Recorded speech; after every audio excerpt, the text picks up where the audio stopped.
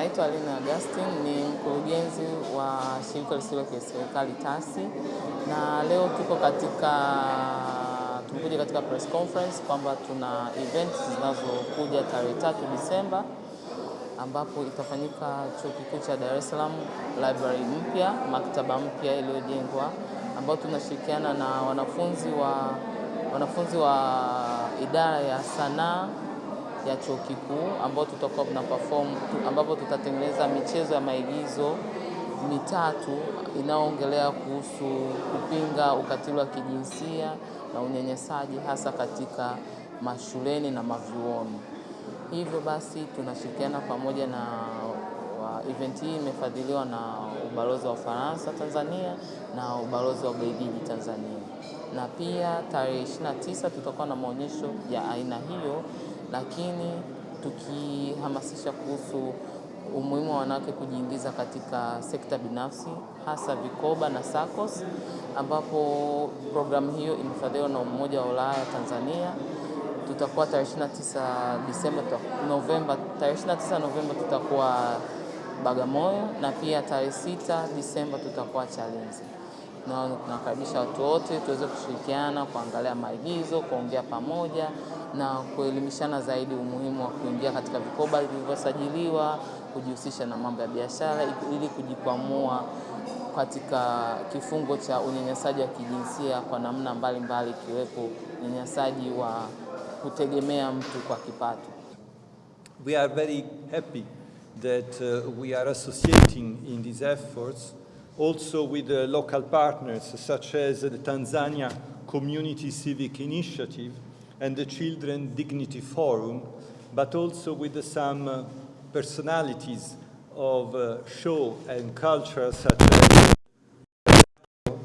Idris Sultan, Dina Marios, and others who have kindly accepted to associate with us in this activity.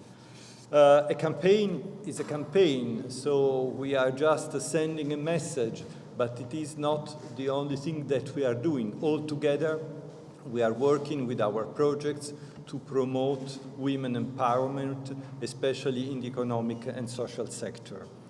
There is still a lot of work to do.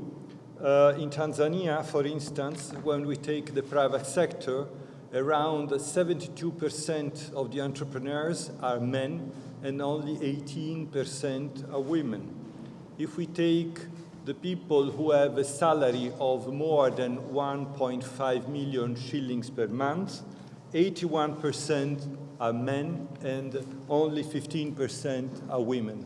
So as you can see, there is still a big margin for improvement. And this is what we would like to do, of course in partnership with the Tanzanian authorities, which are absolutely an important partner for us in this work, and also with the civil society and with the people. And with this campaign, we do not target only women, but we especially target men, because we have to explain, to educate men about the importance and the seriousness of this issue. Activities will go also local, with the promotion of local initiatives in villages, microfinance, village banks, village community banks, and savings and credit cooperatives, because all these are big, important elements for empowerment of women, reduction of gender-based violence. So, karibuni sana to this presentation. We hope that we will also have the opportunity to follow the various activities that will be undertaken during the 16 days. And thank you very much for your attention. The World in 16 Days stands for 16 days of activism to end violence against women and girls. Now, everybody who knows a little bit about the Netherlands knows that the color orange is a color which is very close to our heart. It is the surname of our royal family, and whenever we celebrate the King's birthday, and when we cheer on our international soccer matches, our soccer team, then we wear the color orange. But today, and for the next 16 days, The orange stands for fighting violence against women and girls. Belgium is currently implementing its very own 5th National Action Plan on gender-based violence. And this action plan is entirely in line with the Istanbul Convention, which was mentioned by the French ambassador. And it focuses on partner violence, sexual violence, female genital mutilation, forced marriages, and so-called violence.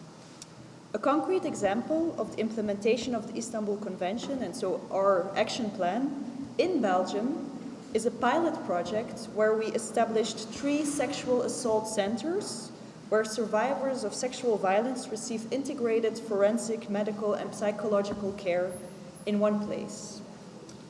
So, although our action plan has a strong focus on preventing and combating all forms of gender-based violence in Belgium, it also has a strong international dimension.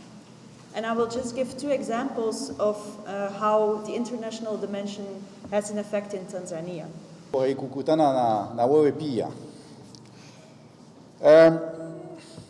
My dear colleagues, it's for France and Hannah to be here today among you.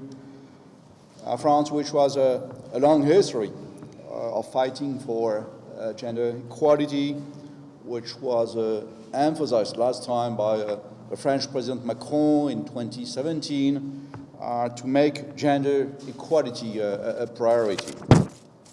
And 10 years ago, our UN Women was created. You remember? Yes, I remember. After a strong advocacy of France with other countries, including European countries.